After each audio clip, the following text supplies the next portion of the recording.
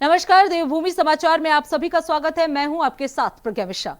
Bulletin की शुरुआत करेंगे बड़ी और अहम खबर के साथ। तो सबसे पहले बात कर लेते हैं, सीएम धामी ने सोशल मीडिया पर पोस्ट किया है। पोस्ट में उन्होंने लिखा कि नई दिल्ली में आयोजित एनडीए कॉन्क्लेव में आदरणीय प्रधानमंत्री नरेंद्र मोदी का प्रेरणादायक मार्गदर्शन प्राप्त हुआ। इस अवसर पर उपस्थित नेताओं ने देश के सबसे लंबे समय तक सेवा देने वाले निर्वाचित प्रधानमंत्री के रूप में नया कीर्तिमान स्थापित करने पर उन्हें हार्दिक बधाई और शुभकामनाएं भी दी।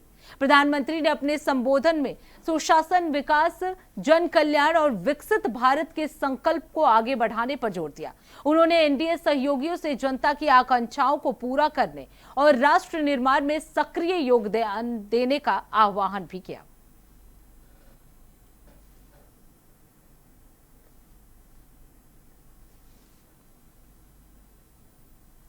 अब रुक कर लेते अगली खबर की।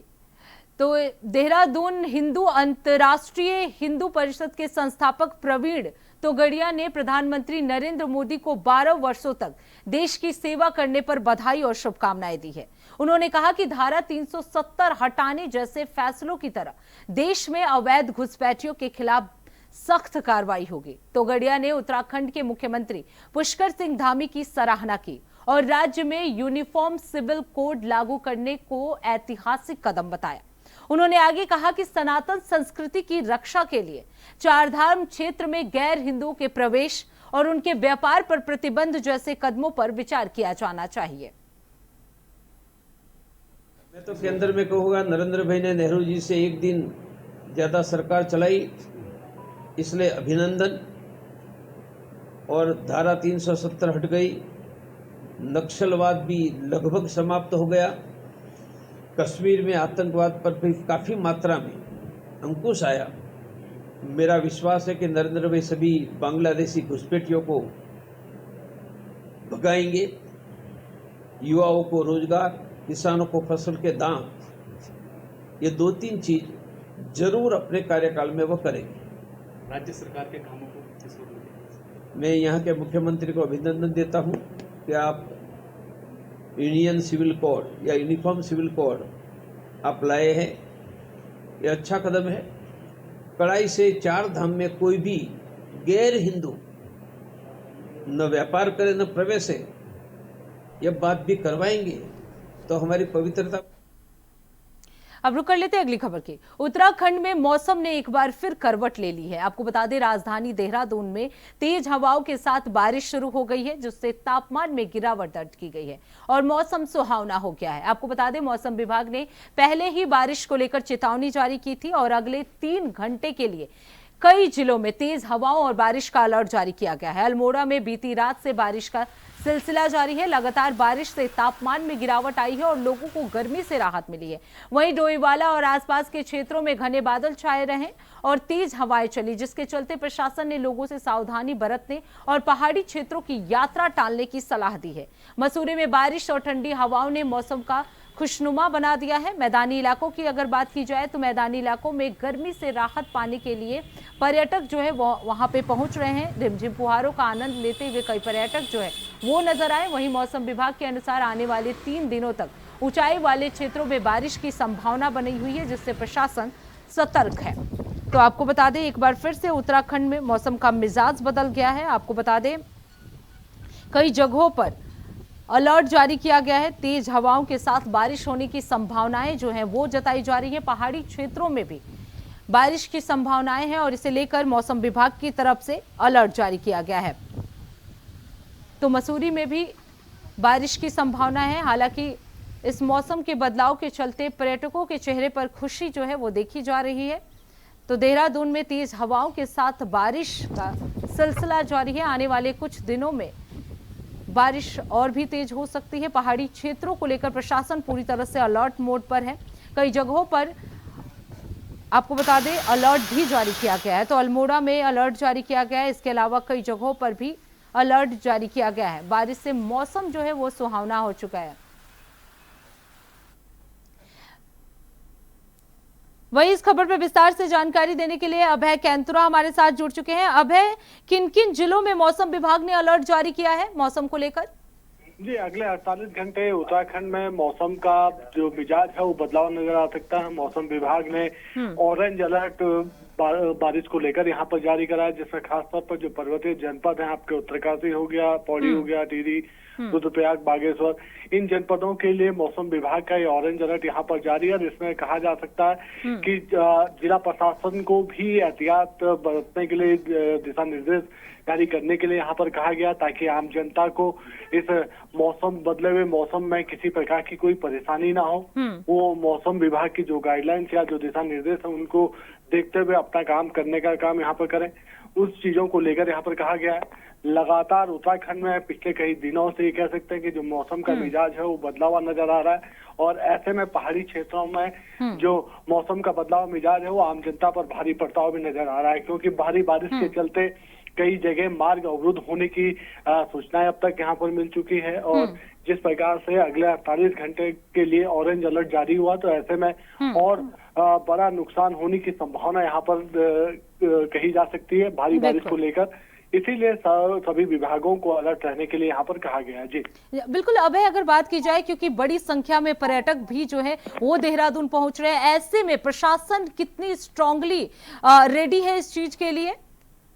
देहरादून ही नहीं, हरिद्वार के साथ साथ जो चार धाम यात्रा मार्ग है वहां पर भी इस समय भारी संख्या में पर्यटक यहाँ पर पहुंचे हुए हैं, जो चार धाम यात्रा के लिए अपना यहाँ पर जाते हुए। और अभी भी ये कह सकते हैं कि चाहे आपकी केदारनाथ यात्रा हो या फिर यमुनोत्री यात्रा हो, ऐसे पैदल मार्ग वाले यात्रा जगहों पर ज्यादा सावधानी बरतने के लिए जिला प्रशासन को यहाँ पर कह दिया गया है। अगर बारिश होती है तो फिर जिला प्रशासन को वहाँ की परिस्थितियों को देखते हुए यात्रा को सुचारू रूप से रखने या फिर कुछ समय के लिए बंद करने के निर्देश भी यहाँ पर दिए गए। वो वहाँ की जो वस्तु स्थिति, यहाँ की जो परिस्थितियां होंगी उसके अनुसार जिला प्रशासन निर्णय यहाँ पर ले सकता है। साथ ही अगर यात्रा रोकी जाती है तो फिर यात्रियों को सुरक्षित स्थानों पर रुकवाने, उनके लिए वहाँ पर जो दूसरे जो प्रबंध होने चाहिए जो रुकने के दौरान, वो सब चीजें दुरुस्त करने के लिए यहाँ पर कह दिया गया है, ताकि अगर मौसम खराब होता है, यात्रा रुकती है, तो फिर जो श्रद्धालु यहाँ पर चारधाम यात्रा मार्ग पर है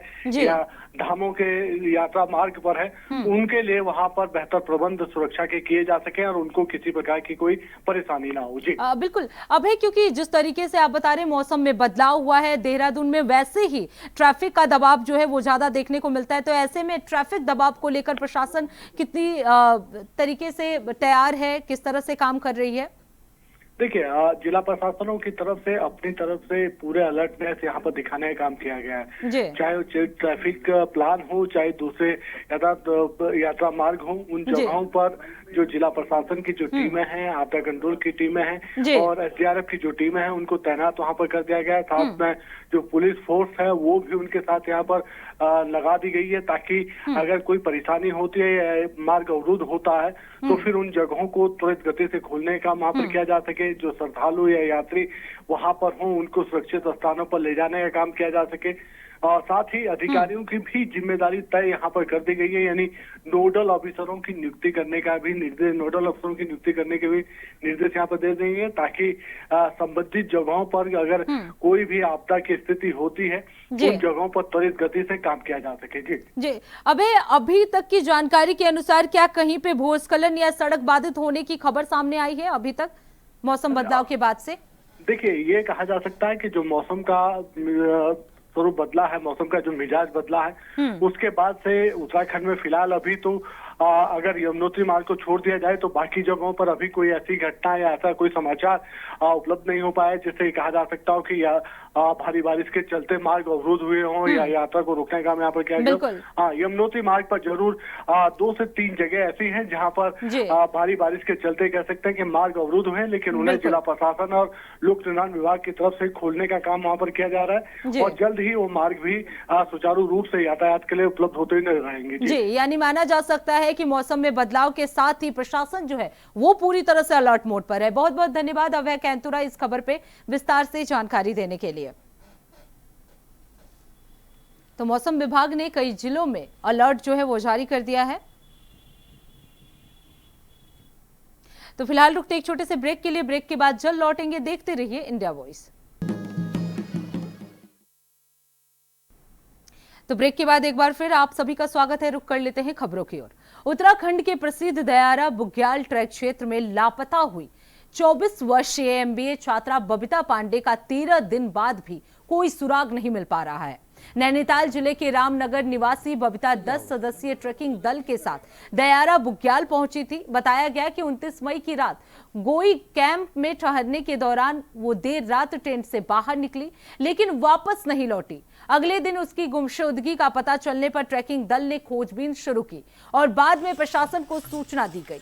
बबीता की तलाश में आईटीबीपी, सेना, एनडीआरएफ, एसडीआरएफ, पुलिस, वन विभाग और आपदा प्रबंधन विभाग की संयुक्त टीमें लगातार अभियान चला रही है। ड्रोन, खोजी कुत्तों, आधुनिक उपकरणों की मदद से दुर्गम पहाड़ी क्षेत्रों, जंगलों और खाइयों की कई बार तलाशी ली जा चुकी है, लेकिन अब तक कोई सफलता नहीं मिली है। मामले में नया मोड़ तब आया जब परिजनों ने बबीता के साथ गए 2 युवकों पर अपहरण का आरोप लगाया है। पुलिस ने मुकदमा दर्ज कर जांच शुरू कर दी है। अधिकारियों का कहना है कि हादसा, रास्ता भटकना, जंगली जानवरों का हमला या आपराधिक साजिश सहित सभी पहलुओं की जांच की जा रही है। फिलहाल खोज अभियान जो है वो लगातार जारी है। तो आपको बता दें, उत्तरकाशी में एमबीए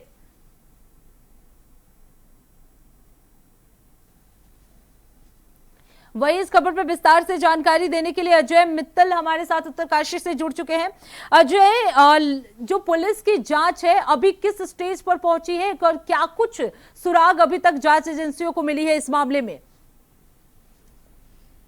देखिए, नैनीताल के रामनगर की रहने वाली 24 वर्षीय जो एमबीए की छात्रा है बबीता पांडे, अपने जो साथियों के साथ 11 बुग्याल जो है ट्रैकिंग के लिए आई थी और उसके बाद उसको जो है उसका अभी तक कुछ नहीं पता चल सका है। इसके बाद जो है जिला प्रशासन समेत जो है प्रशासन हड़कंप में आया और इसकी जो है खोजबीन लगातार की जा रही है, जिसमें आईटीबीपी, एनडीआरएफ, एसडीआरएफ और वन विभाग के साथ ही प्रबंधन विभाग के पूरी टीम को जो है सैकड़ों जवानों को जो है इसमें लगाया गया। लेकिन अभी 13 दिन बीत चुके हैं और अभी प्रशासन के जो है पूरे जो है हाथ खाली है और जितने दिन इसमें बढ़ते जा रहे हैं चिंता बढ़ती जा रही है। इसके अलावा जो प्रशासन का दावा ये भी है कि जल्दी जो है बबीता की खोज कर ली जाएगी कि हो सकता है जो गहरे जंगल है, खाइयां हैं, उसमें वो रास्ता भटक गई हो। संभावना ये भी जताई जा रही है कि उसकी कोई अनहोनी भी होगी और हर पहलू पर जो है जांच की जा रही है और लगातार टीमें जो है सर्च अभियान जो है कर रही है। जी बिल्कुल अजय, क्या इस मामले को लेकर परिवार की तरफ से कोई बयान सामने आया या कोई किसी व्यक्ति पर आरोप लगाया गया हो, इस तरह की कोई जानकारी?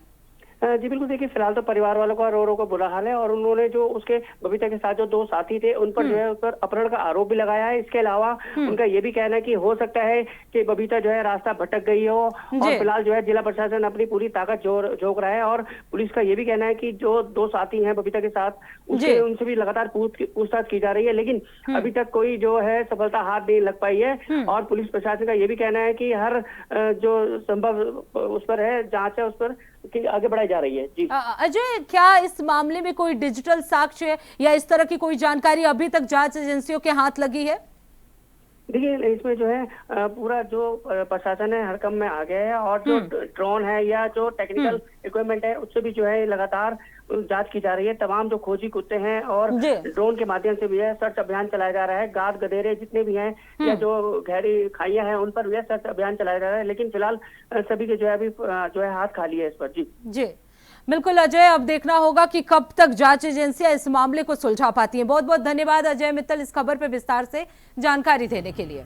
देखिए, अभी हमारे लिए बहुत एक प्राथमिकता है कि बबीता पांडे की खोज करना और उसमें हमारी यहाँ पे पूरी टीम्स लगी हुई हैं, बल्कि एक सीईओ के नेतृत्व में हम रेस्क्यू अभियान चला रहे हैं और एक सीईओ के नेतृत्व में हम लोग पूछताछ और जो भी हमारे और एंगल्स हो सकते हैं, चाहे वो सर्विलांस से हो, चाहे वो मोबाइल से रिलेटेड हो, तो उसमें भी पूरी हम सीसीटीवी से रिलेटेड हो तो वो हम पूरी इसमें जानकारी कर रहे हैं। और इसमें सभी टीम्स, यहाँ तक कि प्रशासन की भी टीम्स और पुलिस, एसडीआरएफ और हमने अब इसमें नेहरू माउंटेनियरिंग जो इंस्टीट्यूट है उसकी भी रेस्क्यू टीम को भी हमने इसमें किया है, तो वो लोग भी लगे हुए हैं। और आज तो मतलब हेलीकॉप्टर से भी सर्चिंग कराई गई है, तो इसमें प्रशासन, पुलिस प्रशासन, ये हम लोग पूरी तरह से इसमें कोशिश कर रहे हैं कि जल्द से जल्द इसमें हमें कुछ सुराग मिल सके और हम इसकी बरामदगी कर सकें, सकुशल बरामदगी कर सकें। 30 मई 2026 को रात्रि लगभग 10:30 बजे भटवाड़ी चौकी से सूचना मिली कि एक ट्रैकिंग दल जो कि दयारा बुग्याल की तरफ गया हुआ है, उसमें से एक महिला जिसका नाम बबीता पांडे बताया गया रहस्यमयी संदिग्ध परिस्थितियों में लापता हो गई। इसकी सूचना मिलते ही तुरंत जो है एसडीआरएफ की टीम वन विभाग के साथ जो है मौके की ओर निकल गई थी और तब से ही जो है उनकी तलाशी अभियान जो है चल रहा है। इसकी बड़ी व्यापक स्तर पे सर्च एंड रेस्क्यू ऑपरेशंस चल रहा है, जिसमें एसडीआरएफ, उत्तराखंड पुलिस और वन विभाग की टीम संयुक्त रूप से स्टार्टिंग से सर्च एंड रेस्क्यू ऑपरेशन चला रही है। इस बाद में इस अभियान का दायरा और बढ़ाते हुए इसमें एनडीआरएफ की टीम, एनआईएम की टीम और स्थानीय प्रशासन, वन विभागीय और जो स्थानीय ग्रामीण भी है वो भी इसमें सर्च एंड ऑपरेशन में मदद कर रहे हैं। और जो है इसमें जो मैनुअल सर्च एंड रेस्क्यू के अलावा जो टेक्निकल जो भी इसमें सहायता हो सकती है टेक्निकल इक्विपमेंट्स के द्वारा वो भी कर रही है। जो सर्च एंड रेस्क्यू ऑपरेशंस हैं ये लगभग अभी फ़िलहाल में 100 से ज़्यादा लोग इसमें लगे हुए हैं और जो सेक्टर का डिवीज़न करते जो है इसमें सर्च एंड रेस्क्यू ऑपरेशन चल रहा है, जिसकी वजह से डुप्लीकेशन ना हो और बड़े ही व्यवस्थित तरीके से हम लोग जो है सर्च एंड रेस्क्यू ऑपरेशन चला रहे हैं। इसके अलावा हेलीकॉप्टर के माध्यम से भी ऐसे जो दुर्गम क्षेत्र हैं, जो जहाँ मानव पहुंच से दूर हैं, जो खाइयाँ हैं, गहरी खाइयाँ हैं, जल स्रोत हैं, वहाँ पे कल जो है एसडीआरएफ और लोकल प्रशासन ने हेलीकॉप्टर के माध्यम से भी एरियल सर्विलांस किया था। इसके अलावा कैनाइन डॉग के द्वारा भी इसमें डॉग्स को भी सर्च ऑपरेशन में लगाया गया है। एक झील वहाँ पे डोई के पास में देखी गई थी, जहाँ पे हो सकता था कि वहाँ पे भी संभावित हो सकता था कि वहाँ पे भी हो सकती है कोई कुछ। तो उसके लिए हमारी डीप डाइविंग जो चिन्यालीसोड़ में एसडीआरएफ की डीप डाइविंग टीम रहती है उसने भी वहाँ पे अंडर वाटर ड्रोन और इसके द्वारा सर्चिंग ऑपरेशन चलाया गया था। हम दृष्टया इसकी गलती दिखाई दे रही है एजेंसी स्वामी की और गाइड की भी, क्योंकि गाइड भी वहाँ ट्रैक के दौरान मौजूद नहीं था, जिसके आगे मिशन में जिसको दिखाया गया कि गाइड वहाँ होना चाहिए। तो उस गाइड का भी जो है हम अब रुक कर लेते हैं अगली खबर की। उत्तराखंड एसटीएफ और उधम सिंह नगर पुलिस की संयुक्त कार्रवाई में काशीपुर के कटोरा ताल क्षेत्र में अवैध हथियारों और कारतूसों का बड़ा जखीरा बरामद किया गया है। ऑपरेशन में एक स्विफ्ट कार से 4 अवैध हथियार, 237 कारतूस और 7 फर्जी शस्त्र लाइसेंस जब्त किए गए हैं। बरामद हथियारों में 12 bore pump action gun, 22 bore semi automatic rifle, 32 bore pistol और 32 बोर रिवॉल्वर शामिल है। मामले में 3 मुकदमे दर्ज कर 5 आरोपियों को गिरफ्तार कर जेल भेज दिया गया है। आपको बता दें, एसएसपी एसटीएफ अजय सिंह ने बताया कि पूरे नेटवर्क की जांच जारी है। शस्त्र को लेकर उत्तराखंड में एक सत्यापन अभियान एसटीएफ द्वारा चलाया जा रहा था। इसमें पूर्व में माननीय मुख्यमंत्री जी के निर्देश प्राप्त हुए थे कि बाहरी राज्यों से बहुत सारे शस्त्र धारकों का सत्यापन किया जाए जो उत्तराखंड में आकर यहाँ पर शस्त्रों का प्रयोग कर रहे हैं और ऐसे कोई फर्जीवाड़े अगर चल रहा है तो उस पर कार्रवाई की जाए। इसको देखते हुए गढ़वाल और कुमाऊं एसटीएफ में 2 अलग अलग टीमें बनाई गई थी और इस टीमों के द्वारा बृहद रूप से सत्यापन अभियान भी चलाया जा रहा था और जो भी गोपनीय इनपुट प्राप्त हो रहे थे उसके आधार पर टीमें काम कर रही थी।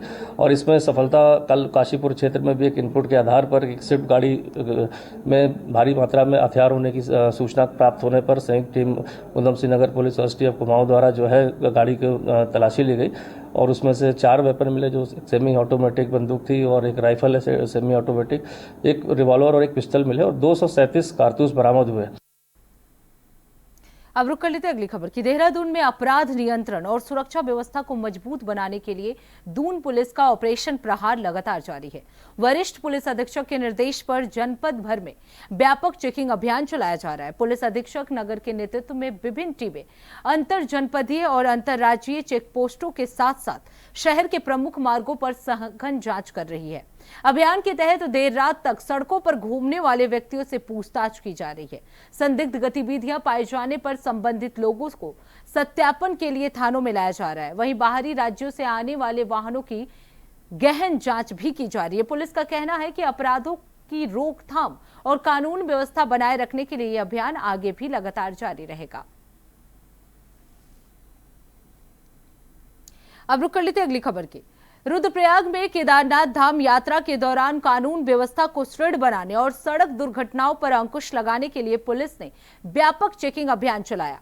पुलिस अधीक्षक के निर्देशन में पूरे जनपद में संध्याकालीन वाहन चेकिंग के दौरान ड्रिंक एंड ड्राइव पर विशेष फोकस रखा गया है। अभियान के तहत नियमों का उल्लंघन करने वाले वाहन चालकों की जांच की गई और शराब पीकर वाहन चलाने वालों के खिलाफ सख्त कार्रवाई की गई। इसके साथ ही रात्रि के समय होटल, ढाबों और अन्य सार्वजनिक स्थलों पर आकस्मिक चेकिंग भी की गई। पुलिस ने संदिग्ध गतिविधियों पर नजर रखते हुए आपराधिक तथ्यों पर नकेल कसने का प्रयास किया। अधिकारियों ने कहा कि यात्रा अवधि में सुरक्षा और यातायात व्यवस्था बनाए रखने के लिए ऐसे अभियान आगे भी जारी रहेंगे।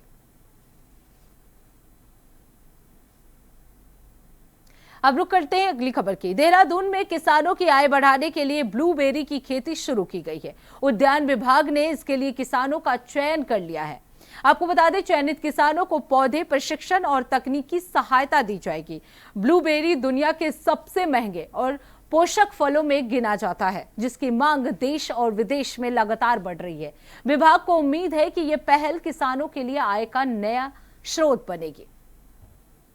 बताइए कि हम ऑनरेबल सीएम सर के निर्देशन में बिल्कुल इनोवेटिव वर्क्स पे फोकस करते हैं पूरे जनपद में। पूर्व में भी हमारे द्वारा बासमती राइस का शुरू करा था, दून बासमती को हमने रिवाइव करने का पूरा करा था, जिसका प्रोजेक्ट अच्छे से हो रहा है। इस वर्ष हम जिला योजना की मदद से और विभिन्न विभाग जो हमारा हॉर्टिकल्चर डिपार्टमेंट है उसकी मदद से हमने ब्लूबेरी खेती को यहाँ पे जनपद देहरादून में इंट्रोड्यूस करने का करा है और हमने इसमें पायलट प्रोजेक्ट पे सहसपुर ब्लॉक को लिया है, जो इसमें एनवायरमेंटली और क्लाइमेटिकली एक अच्छी लोकेशन है ब्लूबेरी की खेती के लिए। और इसमें हमने 10+ फार्मर्स को इनिशियली ले रहे हैं, जिसको हम अप टू 50 फार्मर्स तक इस वर्ष। अब रुक लेते हैं अगली खबर की। उत्तराखंड में सड़क व्यवस्था को लेकर कांग्रेस ने राज्य सरकार पर निशाना साधा। कांग्रेस का कहना है कि सरकार हर साल सड़कों को गड्ढा मुक्त बनाने के दावे करती है, लेकिन जमीनी स्तर पर स्थिति इसके विपरीत दिखाई दे रही है। पार्टी का आरोप है कि कई क्षेत्रों में सड़कें बदहाल हैं और शिकायतों के बावजूद मरम्मत का काम नहीं हो रहा है। कांग्रेस ने कहा, चुनाव नजदीक आते ही सरकार घोषणाएं और वादे करने लगती है, जबकि जनता लंबे समय से मूलभूत सुविधाओं की समस्याओं से जूझ रही है। देखिए, सीएम धामी का चुनावी जुमला है। अगर गड्ढा मुक्त करनी है तो समय ये था जनवरी, फरवरी, मार्च का, बरसात शुरू हो जाएगी उसका तब तक गड्ढा मुक्त करेंगे। तो कुल मिलाकर ये जो यूपी में योगी जी बोलते हैं, पीछे पीछे ये भी बोल देते हैं, समझते ये है नहीं। और चुनावी साल है तो इस साल तो इन्होंने जो 4.5 साल काम नहीं किया तो दिखाने के लिए दीपापोती करने का काम निश्चित होगा। लेकिन ये है कि धामी जी हर बार गड्ढे की बात करते हैं, लेकिन सड़कों में गड्ढे ही गड्ढे हैं, सड़क तो दिखती नहीं। आप मेन रोडों को अगर चमका के थोड़ा बहुत देखते हैं कि आपने राजपुर रोड या इधर उधर आसपास का एरिया थोड़ा सा डेवलप कर दिया, लेकिन आसपास के और क्षेत्र तो है। आप जाकर देखें डोवाल चौक की तरफ 6 नंबर से आगे पूरे गड्ढे गड्ढे पड़े हैं, लोग गिर रहे हैं। ये आम वाला के पास आप जाके देख लें किस प्रकार से पूरे गड्ढे, पूरी सड़क गड्ढा बनी हुई है। तो बहुत बुरा हाल है, लोग गिर रहे हैं, पड़ रहे हैं, लेकिन शिकायत करने के बाद भी सड़कें नहीं बन रही है। दुर्भाग्यपूर्ण है। सड़कें क्या कर रहा है पीडब्ल्यूडी विभाग, इनका क्या कर रहा है नगर निगम, पता नहीं। सब लोग अपने पैसे खाने में, अपने कामों में लगे हुए हैं, पर असल में जो जनता के मुद्दे हैं उससे ये लोग काफी दूर हैं। तो इसी के साथ इस बुलेटिन में बस इतना ही। देश दुनिया की तमाम बड़ी खबरों के लिए देखते रहिए इंडिया वॉइस। तब तक के लिए नमस्कार।